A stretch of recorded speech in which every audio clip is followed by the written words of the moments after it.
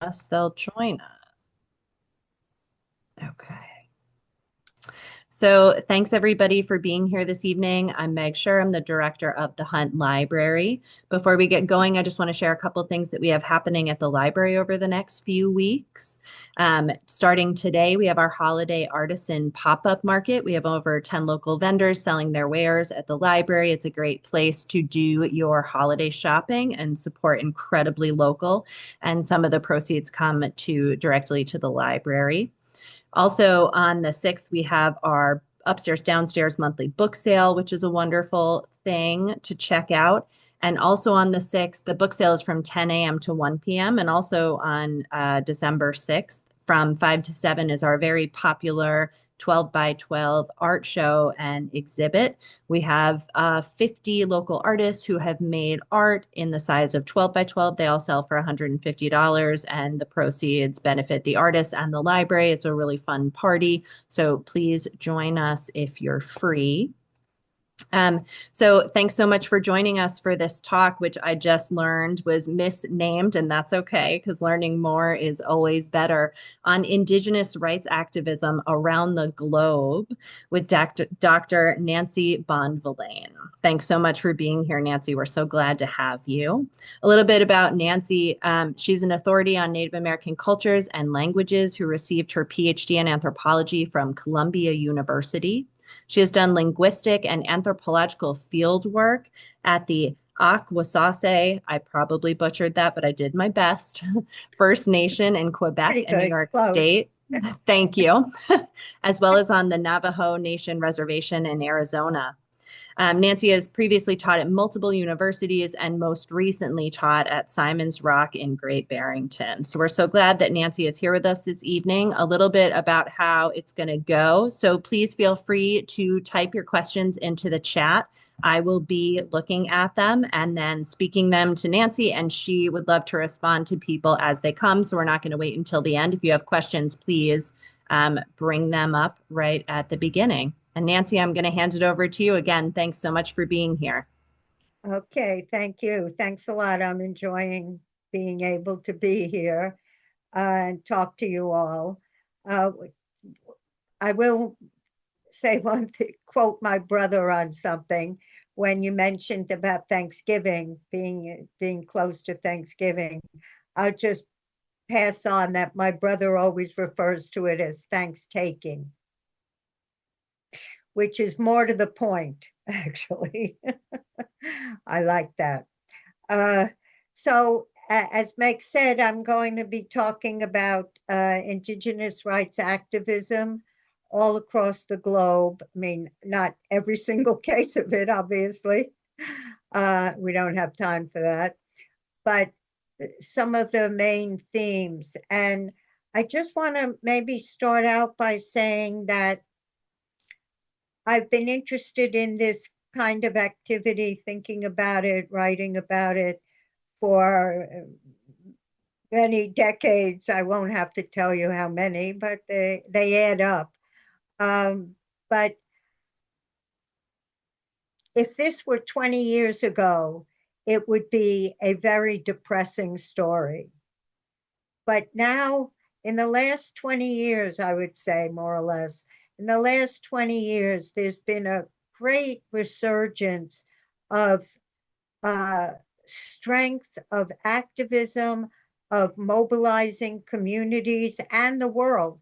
And I must say, social media in this case has something to add to this because now we can know in seconds, as you know, we can know in seconds of things that have happened all across the world. And this has helped mobilize. After all, indigenous, what do they say? Indigenous societies make up about 5% of the world's population, but they have a tremendous um, uh, ability to let everybody who's interested know about what's happening and to link up different communities. And that's very important because since they are relatively small in number, the more connections they make, not only with other Indigenous communities, but with, what are termed allies, is very, very important. So I just want to say that, what I'll be talking about are the successes. Is everything a success? No. We know that in our own lives. Not everything that we want to have happen happens, but and not everything that we work to try to make happen happens, but many things do. And I think that's an important point to get across at the very beginning.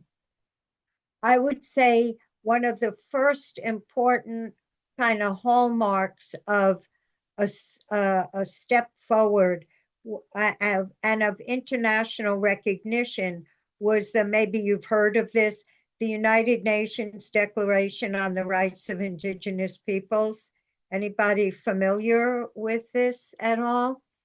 That was finally ratified in 2007 and in the General Assembly, and only 4 countries voted against initially. All right. Which are the usual suspects? The United States, Canada, Australia, New Zealand. Those were the 4. And if we think about who those 4 are, they're all the descendants of settler colonies. And they're also countries where there are very active Indigenous communities, so that there was a resistance to granting this sort of universal declaration. In 2009, the government in Australia changed from a conservative to the Labor government, and they changed their vote. After they changed their vote, they were followed by New Zealand, Canada, and of course, holding up the rear in more ways than one, perhaps, but was the United States, that didn't ratify the agreement until 2010. But the point is, all right, it consists of 46 articles, each one granting Indigenous peoples rights, obviously, sovereignty, political independence, political control over their resources, economic rights over their lands and territories, cultural rights in terms of language, education, religion, and a bunch of others. You could look it up. It's easy to find online if you're interested. Now, the problem is with any United Nations declaration of any kind in the Security Council, in the General Assembly, wherever, there's no enforcement. So there's no ability for them to say, hey, wait a minute, you haven't done what you said you were going to do. If you don't do it by 6 o'clock tonight, you're whatever. But the important thing is that it stands, even though it's not enforceable, it stands as a declaration of moral responsibility, moral obligations. And the second thing I'll say about that is that it gives Indigenous communities the ability to sue their governments in courts, to say, you've ratified this treaty, now you have to uphold it. So it gives a certain degree of leverage, an important leverage. Do the courts always side with the Indigenous people? No, but they often do. And so then they have a stronger, there's a stronger enforcement possibility there. So that's very important, why it stands as a hallmark. As I said, if you're interested in looking specifically at it, you can find it online. now I'll start out by talking about one of the places that the uh, uh, United Nations Declaration stressed and that Indigenous people stress, and that is land. If they're not able to access land and control their resources, that really undercuts a great deal of their economic stability and therefore their social and political stability. And I'll start out by talking about the Yurok. I don't know if you're familiar with the Yurok. They are that's why you are okay. They're the largest indigenous group in California. Their territory is in northwestern California. And they have been advocating for many, many years to have, there are four dams on the Klamath River that were built from 1918, I think, until 1962, something like that. And those dams, the problem with those dams is that they interfere, as you can imagine, with the salmon spawning runs. And the Yurok are people who traditionally and in current days dependent on the salmon for their livelihood, for sales, but also for their own subsistence, and even as important, for their identity. They have a phrase, we are the salmon. And so there's a linkage between the salmon, the health of the salmon, and their own health. And so finally in 1923, so just a couple of years ago, and 24, the final fourth dam came down just last year. And it's after being demolished, all of these four dams, because of the Hurok pressure. And as soon as the final dam was demolished, within a couple of days, the salmon returned to their traditional spawning grounds. And so this is it's an important cultural event. It's an important resource stability. And it shows that after many years, yes, many years, it didn't happen overnight, but they were able to win a very important case. And another part of their California turns out to be historically a just dreadful place for indigenous people. But in the current days, there's, at least with the current administration, there's more recognition and appreciation of indigenous societies. Anyway, in addition to this these demolitions, the state of California returned 48,000 acres of forested lands to the Yurok. And what the Yurok did with these lands is they established a salmon sanctuary and also a tribal protected forest where they're able to make use of the natural resources in the forest and to hunt there and of course fish in the rivers. And so this is a big step, and it symbolizes, or not just symbolizes, but shows a very important movement that's happening worldwide, and that's called land back. So it's fine to give land acknowledgements. That's sort of the thing that's done these days, at a lot of, I don't know if the library does that at events, but, a lot of colleges do that at seminars and, all sorts of places. But what does land acknowledgement mean? Well, it's fine. These are we're, like Simon's Rock. They were on the traditional lands of the Mohegan people. Okay, now what? Thank you very much, but where does that lead?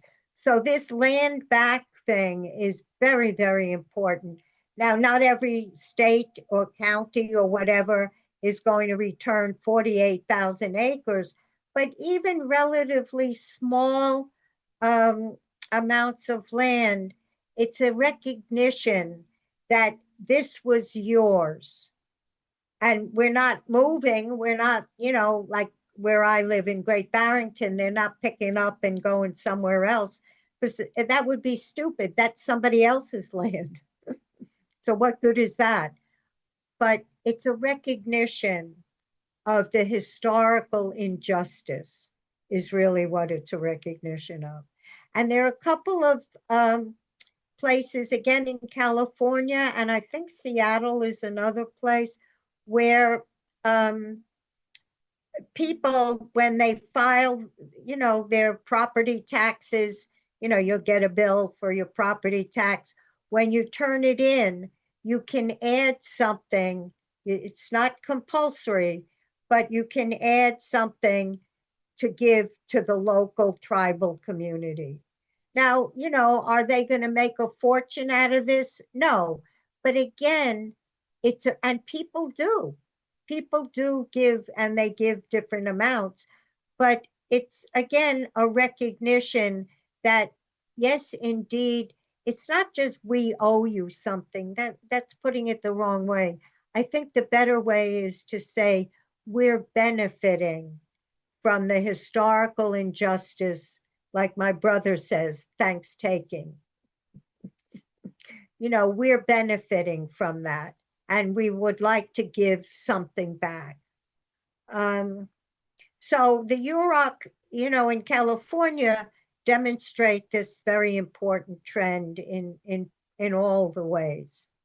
I will say something else about this is another North American example. It's not US, but in Canada in 1997, something like that, there was a case in the Supreme Court of Canada from British Columbia, First Nations in British Columbia, saying that some of their territory was never ceded by treaty, and that they want recognition that that is their land.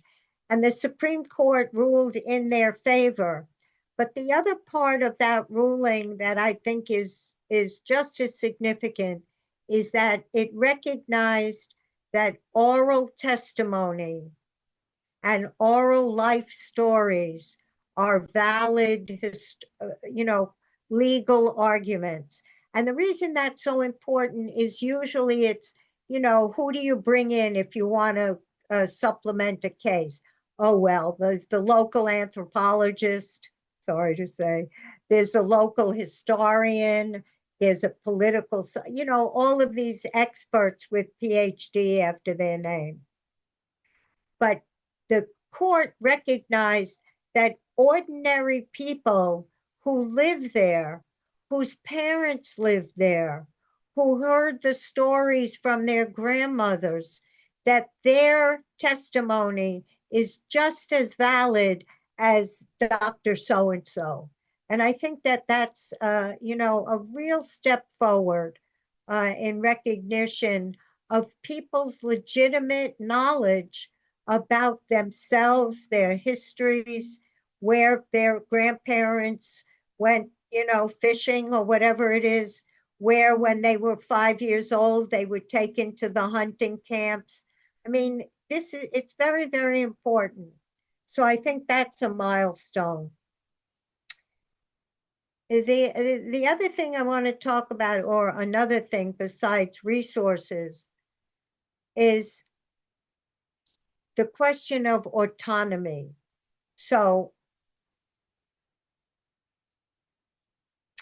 in the United States, who was it? John, what was his name? Marshall? I think the first Supreme Court justice who issued a very important ruling that, well, that declared that Indian tribes were domestic sovereign nations, and that the United States signs treaties, and Canada and whatever signs treaties. Now, who do you sign a treaty with? The federal government doesn't sign a treaty with the state of Connecticut. It signs treaties with other comparable sovereign countries. So the very fact that the United States signed treaties with Indian tribes is a recognition of sovereignty. The problem in the modern times is their sovereignty is limited. It's limited by the courts of the United States or Canada, or wherever it happens to be. So how much sovereignty is that really?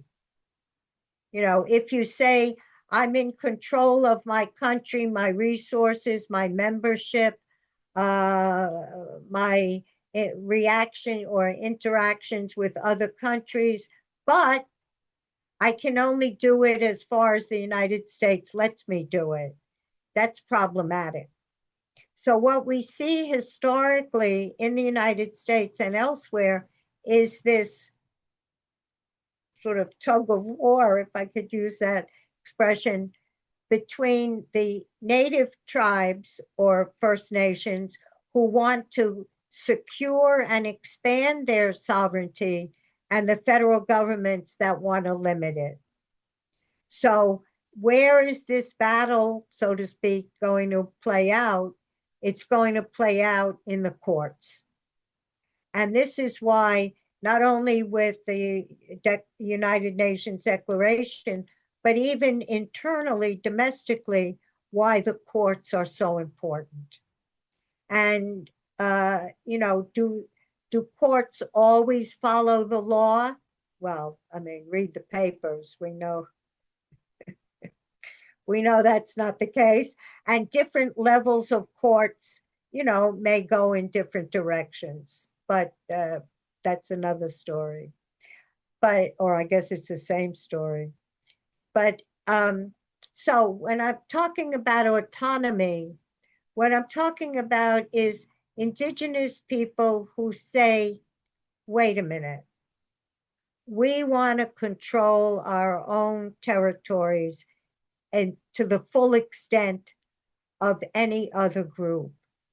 And maybe you've heard, you know, at the recent climate summit, the COP30 that happened in Brazil recently, there was some issue about there are evidently 196 uncontacted tribes living in isolation, most of them in Brazil, actually, and most of the remaining people in other countries in the Amazon.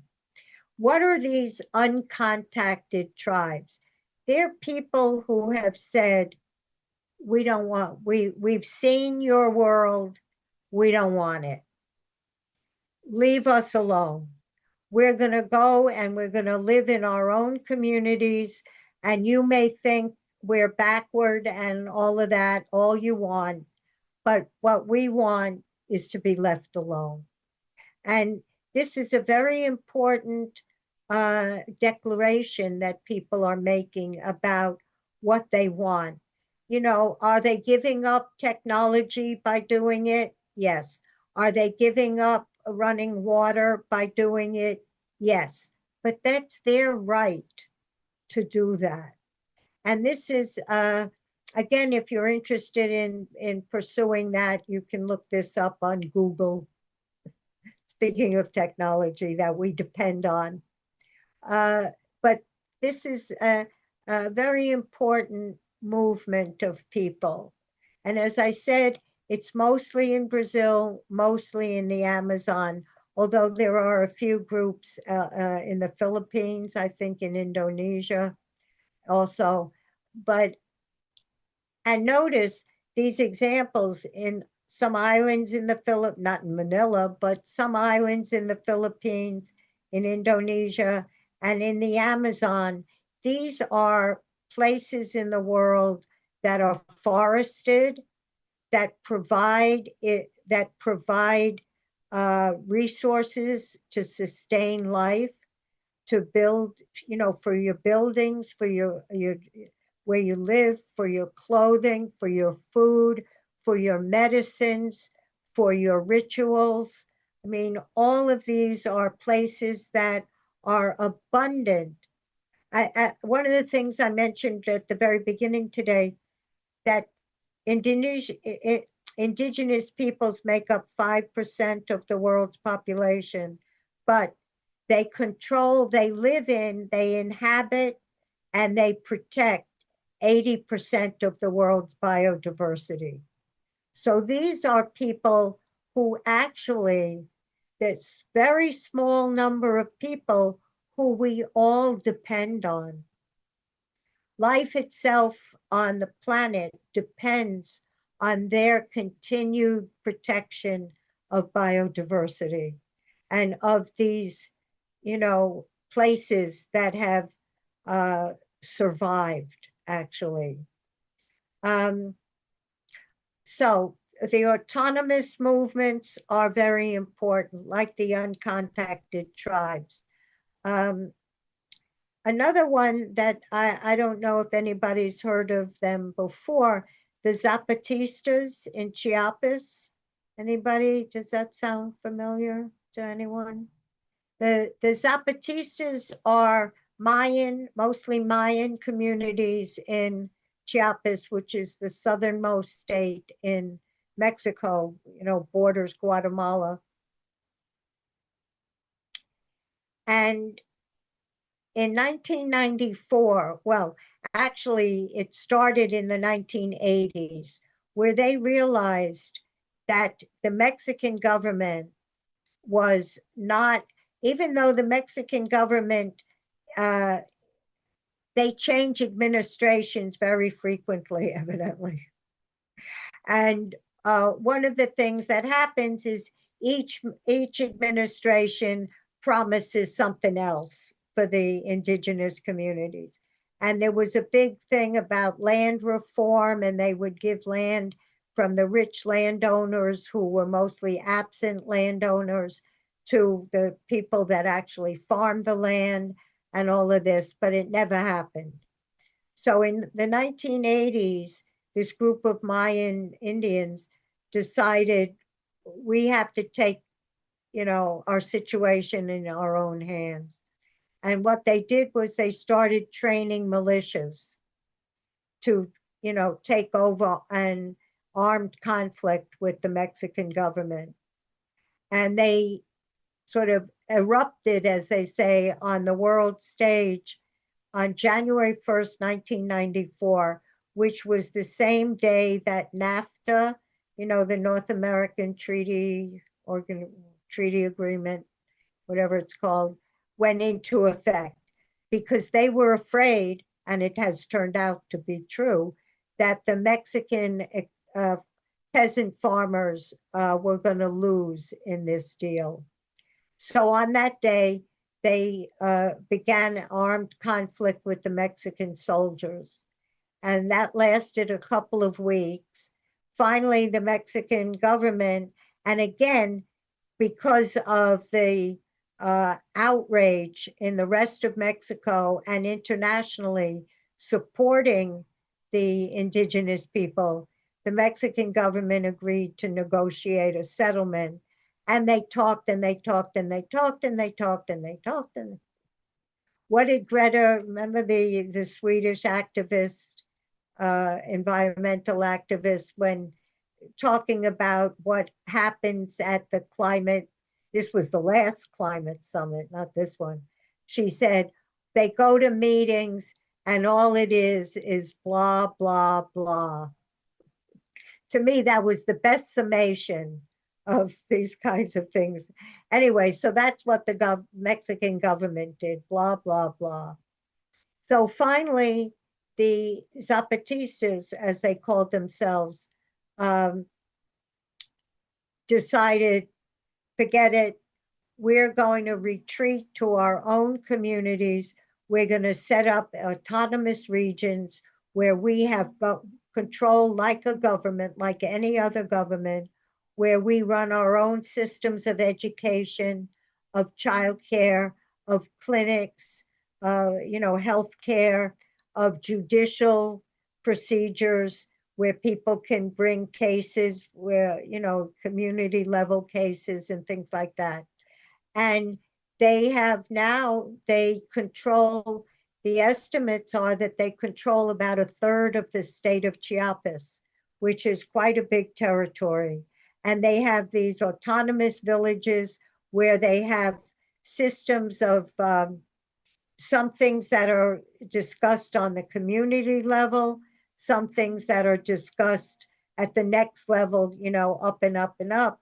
And they have councils and things like that where decisions are made very democratically.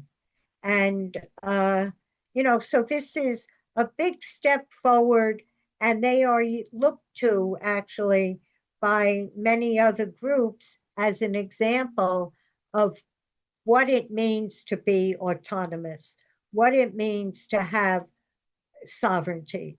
So I think that's another step that has been taken worldwide that's very important. In terms of cultural rights, I guess, as Meg said, I'm also a linguist, so I'm interested in languages and in the reawakening of indigenous languages. I'll just give you one sort of depressing statistic here. There are estimates that currently there are about 7,000 languages spoken worldwide. But linguists and others who document this estimate that by the end of this century, only about half of them will still be spoken. And some people give an even more pessimistic estimate in terms of what will be lost. All right, why are these languages lost? Well, part of it is that they are spoken by very small groups of people who leave their communities in order to get jobs in bigger places, in cities, whatever, who become bilingual. And so let's say in South America, who become bilingual in Spanish and a Mayan language, just as an example, and eventually lose the generational transition. Actually, in the United States, this isn't just with indigenous communities, with immigrant communities also. Linguists always talk about the third generation. So the first generation, they're immigrants, they speak the native language, whatever it is. Their children are often bilingual, but their children's children don't speak the heritage language at all. So there's one way of sort of losing an indigenous or a heritage language. For indigenous people, the situation is more problematic, of course. I imagine that you're familiar with what has been uncovered in the last 5 years or so, the history of these residential schools in the United States and Canada. All right, one of the things, they always quote, what's his name, Pratt, who started the school in Pennsylvania. And his quote was, kill the Indian and save the man. Thank you very much. But part of the point about killing the Indian or elsewhere, the indigenous people, because these boarding schools, residential schools, are not just limited to North America. They all over the world, they do this. And what they do is they take the children out of their households, they bring them together, they cut their hair, they, put them in clothing, in, whatever is the type of clothing.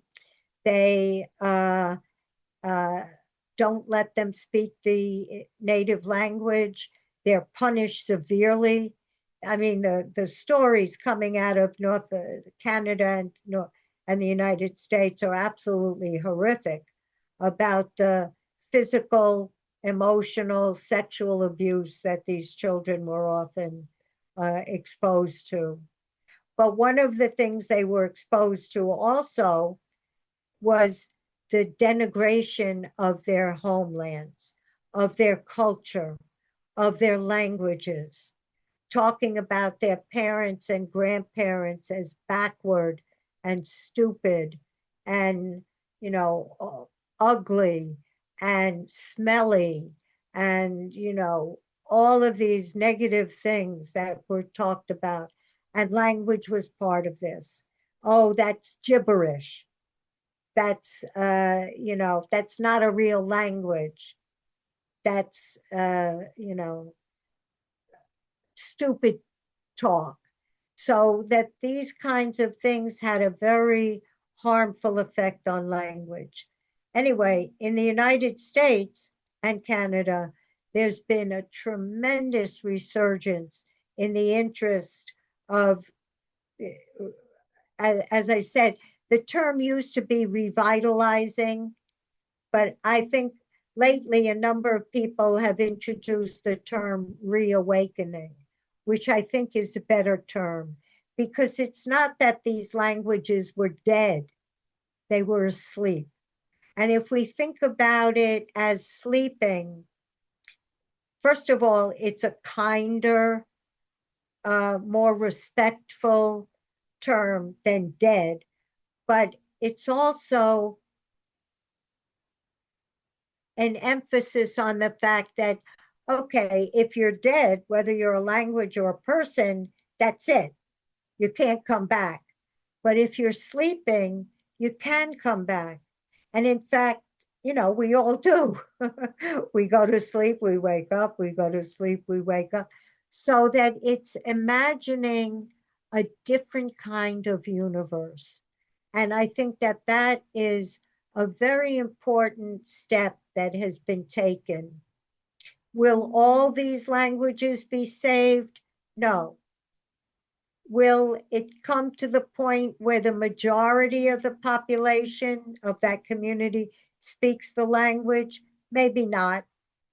But a sizable, Meg, you mentioned that I've done work at the Akwesasne Mohawk Reserve, and they have about 40 years ago, they started, or maybe it was even before that. Anyway, at least 40 years ago, they started a school. It's called the Akwesasne Freedom School. And it started out as an immersion school for the first and second grade. Okay, now it goes through high school, speaking Mohawk. And that these people, the students come out being fluent speakers of their Indigenous language. And they can go on to teach and they can go on to, demonstrate. Now, do the majority of Mohawk people go there? No, but it's not that small. It's a, it's a minority of people, but it's a minority of committed, actual, totally committed people to not only the protection of their languages, but along with that, the protection of other aspects of culture, religion, land. I mentioned before the very beginning how important land is, how important it is to have control over their land, over businesses, over whatever, so that language is such an important part of people's identity, of people's feeling of nationhood. Who are we? We are the Mohawk speakers. Who are we in this group? We are English speakers. Some of us may speak other languages, but we recognize that we are English speakers and we feel a certain community with other English speakers. as long as they don't have funny British accents. As long as they speak right, like we do.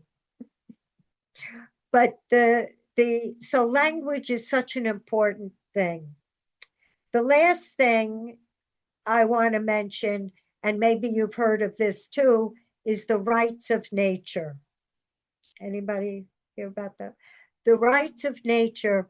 Okay, Ecuador in 2008, they wrote a new constitution, and it was advocated by many people in Ecuador, obviously, but a very strong movement of Quechua, particularly Quechua women's organizations. The Quechua, that's the local term for the Quechua, the descendants of the Incas. In this constitution, they recognize the personhood of rivers, mountains, lakes, forests, and that anyone in Ecuador can sue on behalf, in a court of law, sue on behalf of a mountain or a river that's being polluted by a chemical company, or a mining operation that's tearing up the land. Somebody in that community, an indigenous person, can say, I am the protector of that mountain, of that forest, of that river, and sue on behalf. And actually, in I think it was 2021, there was a landmark case in Ecuador of someone doing that on behalf of a river. And the court ruled, the Supreme, I think they call it the Constitutional Court, but anyway, the highest level court in Ecuador ruled that the rights of nature have precedence over the rights of corporations. What a shocker that is, huh? And that the government had issued permits to a couple of mining companies to dig up for whatever they were mining. And as a result of this court decision, the mining permits were nullified. So that these are the next, just finally mention another case, and this is in New Zealand, where I think it was in 2012, the New Zealand, federal government issued legislation that again conferred the rights of personhood to nature, to aspects of nature. And what they did, how this ties in with indigenous issues, is they took their cue from Maori, the indigenous Maori traditions, which view the nature as their ancestors, as persons, as persons who can speak, persons who can tell us what they want. And so the river can talk to the human beings. These are, sometimes referred to as non-human persons or other than human persons. So they are persons, but not, people, but persons. And they can tell us what they want. And on the basis of what they've told us, we have to act on their behalf to protect them. So these are, I listened to a lot of news reports, extended news reports from the climate summit. And they had a lot of interviews, this person running it had a lot of interviews with indigenous people at the COP. And it was interesting because they all said things like that. They all said the forest tells us things, not, talks to us in Spanish, but tells us things. And this is an important point, that it's a connection between the indigenous worldview and the natural world, and that people are connected to the natural world through balance, through um, uh, like a give and take kind of relationship, a relationship of equality, not a relationship of, well, that's my land, I can cut down the trees if I want, what do I care? But that, not that we have control over it, but rather that we live in balance with it. And how do we live in balance with it? Because we hear it. We don't just see it, we hear it. We hear what it wants. And so this rights of nature thing is also a very important movement. So I don't know if you want me to continue, or if anybody have any questions or comments. I'd love to hear people's comments also. Anybody want to We add to haven't this? gotten anything in the chat yet. Oh, okay.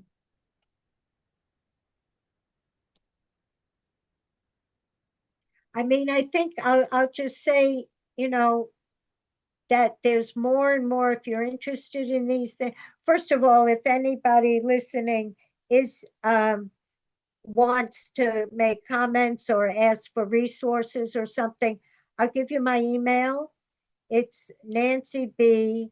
Oh, all right. What would you like me to talk about? Let me first just give you my email and then I go on. It's Nancy B 8345 at gmail.com. And I can So, put that in the chat also so yeah, people, they didn't yeah, catch it. sure, sure. Yeah, I mean, there are plenty of more examples that I could give about any of these topics. Is there um, uh, on Reconstruction? Well, I was going to mention, I don't know if you're familiar with this, but the Wampanoag, it's a group of people out in Cape Cod. Now, talk about a dead language. Their language had not been spoken by anyone in over 100 years. Um, so how come there are fluent speakers of Wampanoag now? Where they come from? Out of, you know, thin air? No. What the Wampanoag started a language um, reclamation, they called it then, program about 20 years ago. And the point of it was to try to bring back the language. Now, they were lucky in one way, and that is that there are more documents written in Wampanoag than in any other indigenous language in North America. And these are documents that go back to, um, the 1600s, even, where the people, and 1700s especially, where the people were writing letters to the governor of Massachusetts saying, we need to have our lands recognized. Somebody is encroaching on our land. Please help us. The first book actually published in North America was a Bible published in the Wampanoag language. So they had um, documents that they could refer to. The other thing that they're lucky about is that there are many their language belongs to the Algonquian linguistic family. That is a language spoken currently by the Passamaquoddy, the Penobscot, and different groups in Canada, so that they have comparative uh, vocabulary that they can research. And that they spent a number of years, one of the leaders of this movement, Jessie Little Doe Baird, her name is, she went to MIT. I mean, she didn't go to college, but MIT had a program where you could, uh, what's the word? Where you could get a degree, you could research a particular subject. And so she researched, she hooked up with a linguist there, not Noam Chomsky, a different one. And she uh, researched the how to reconstruct a language. And then she ended up getting a master's. I don't know if she went on for a PhD, but it doesn't matter. But anyway, she ran this program. And the people, this is what's so important too. Once she told people, actually, she attended community meetings where she said, are you interested in doing something to help bring back our language? And people were interested. People were interested. There's a very good documentary. If anybody's interested in documentaries, send me an email on various topics. I can give you a lot of resources. But it's called We Still Live Here. And it goes through the early times of this program. And to me, one of the parts of the movie that really brought tears to my eyes is one of the women talks about when she was reading the documents signed by her ancestors. Now, she didn't know these people. This is in the 2000s, and we're talking about 1700s. So, she didn't know them. She didn't know anybody who knew them or anything.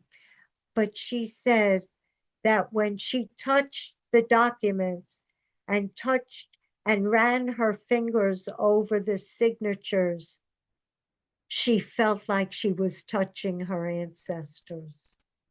I mean, it was such a beautiful moment. I was crying. She was crying. I was crying watching it. But, to have that connection, to have that connection to not to who you were, but to who you are, and to claim that. It's a claiming of identity. It's a claiming of what Jessie Little Doe, Doe, and the last name is Baird, Baird. And the film is called We Still Live Here. And the director is somebody named Anne. I think her first name is Makepeace. It's kind of funny that her name would be Makepeace and she's making it. But anyway, Anne, anyway, you could look it up. But it's available. Oh, you saw it? Yeah. What do you think, Leslie?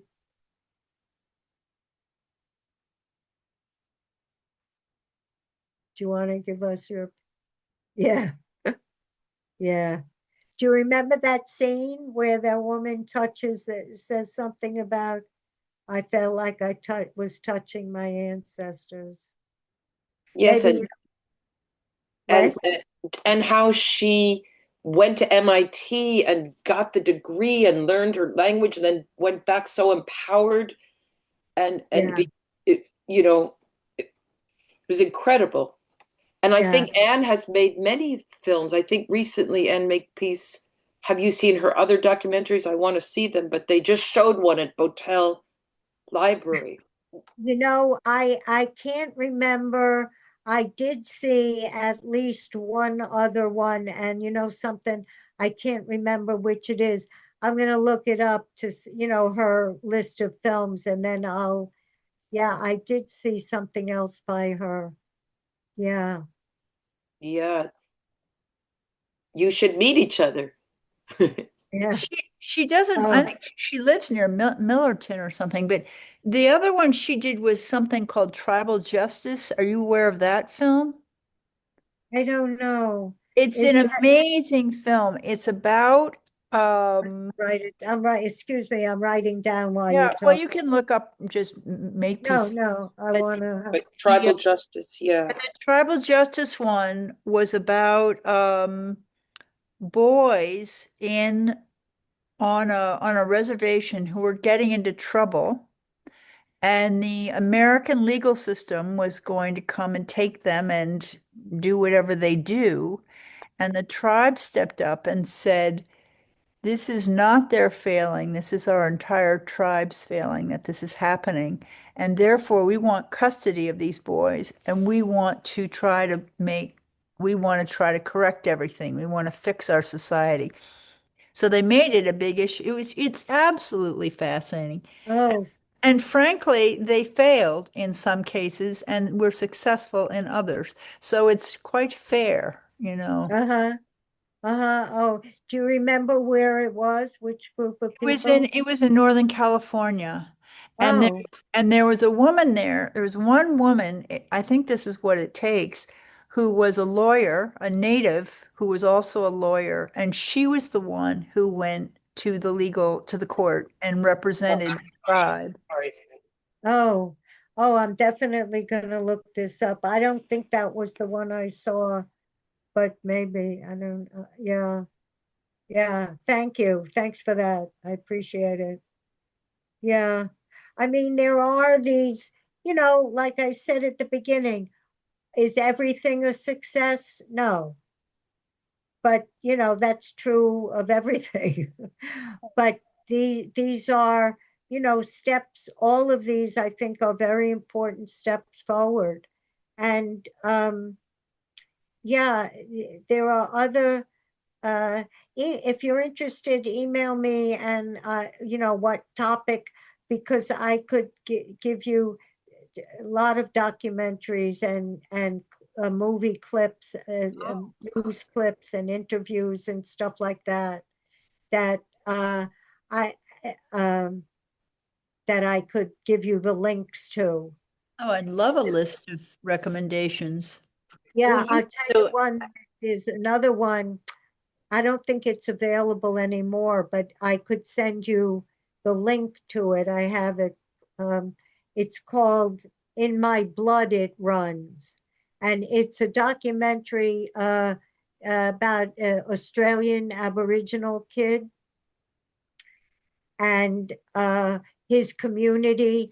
And the whole part of it is one of the things I didn't mention about an autonomous movement is what's called in Australia, what's called the outstation or homestead movement of people who leave pretty impoverished communities and go back to their homelands. And they live there in autonomous village, and so you see that part of that happens to this boy again because he's being, I'll just give you one example of this kind of thing. You see scenes of him in school, and he has a lot of trouble in school because he's bored. Oh, great. I do have PPS passport. Thank you. mm, Um,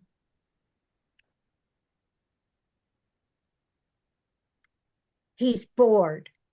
He's not only bored, but he's resistant because they're trying to push this white supremacist Australian, you know, racist views on him. Just to give you an example, the teacher is reading a book.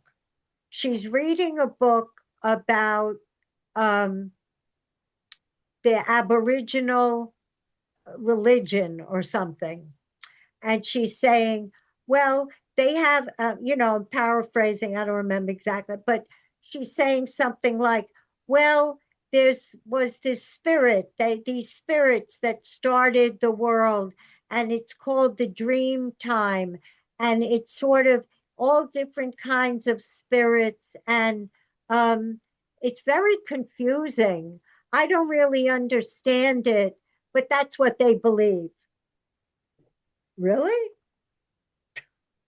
Uh, I mean, and then there's another scene with the same teacher where she's teaching them about the history of Australia and how the first person, not the first white person or the first European, just the first person to come to Australia was Captain whatever's Cook or something. And he landed, he was a very brilliant sailor, and he had a lot of trouble. There were, storms and whatever, but finally he landed, and the first thing he did was he kneeled down on the shore, on the land, and he planted the British flag. And Wow. yeah, and he declared, this land is the land of the British crown. And this little boy is sitting there, the boy that's the subject of the film is sitting there, and he raises his hand to say something, and the teacher doesn't call on him. Oh, Yeah. I don't know what he was going to say, but I think we can imagine, you know. So this is the kind of exposure that people, it's the same. Now, the difference between that and the residential schools was, we're talking about things that stopped. Well, actually, I shouldn't say that. They were the heyday of the residential schools was the 18 mid late 1800s, early 1900s, but the last one in the United States closed, I think, in 1964. And in Canada, I think the last one closed in 1978, or maybe even later than that. So we're not talking that far long ago. Mm. Nancy, I think we have to wrap it up. I know I can tell that this is something you have an incredible wealth of knowledge about and could continue talking for quite some time, and it would be fascinating to listen to you. Thank you so much for sharing your expertise with us tonight. And I wanted to tell everybody that the way that I found Nancy was through, I'm going to get the name wrong, the Berkshire Institute for Lifelong Learning. It's a OSHER, I think is what they Yeah. call themselves. So OSHER. Yeah. Yep. So Nancy does other classes through that institute. Feel free to check them out. You can find, and Leslie, her email is, I put her email in the chat. So if you go back through the great. chat transcription, you can see And it. I tell you what, Meg, put the OSHER thing in the chat too. Yes, I will And see if I can find it before we get out of here. yeah, I just finished teaching a course with them called Indigenous Sovereignties, which is basically a lot of what I was talking about. But Great. there's another one. I'm teaching a course in the winter on the Haudenosaunee. So if anyone's interested. Anyway, Where do you teach that? it's online. It's totally online. Well, that's What- fascinating what you're doing. What And is I love these- Haudenosaunee? What is Haudenosaunee? Oh, the Haudenosaunee, it's what the older name for them was the Iroquois Oh, in New York State and Canada. And then actually in the spring, it's a long way off, but I'm going to be teaching a course on the rights of nature. Oh, nice. So if you look up Berkshire Institute for Lifelong Learning or OSHER, SHER, you'll be able to find the course catalogs and find out more about what Nancy's teaching. Well, and other people also, they have. Yes, of course. Yeah. Well, thank you so much, Nancy, for being here this evening. And Yeah. thanks everybody for joining us. Have a Fantastic. wonderful rest of your day. Thanks Okay, again, and- thank you so Nancy. much. And Thank you. happy Thanksgiving. Yes, Yeah. happy Thanksgiving. Thanks, everybody. Good night. Thank Thank you. Good night. Bye. Very Bye-bye. inspirational. Thank you. Thank you. Thank you for coming.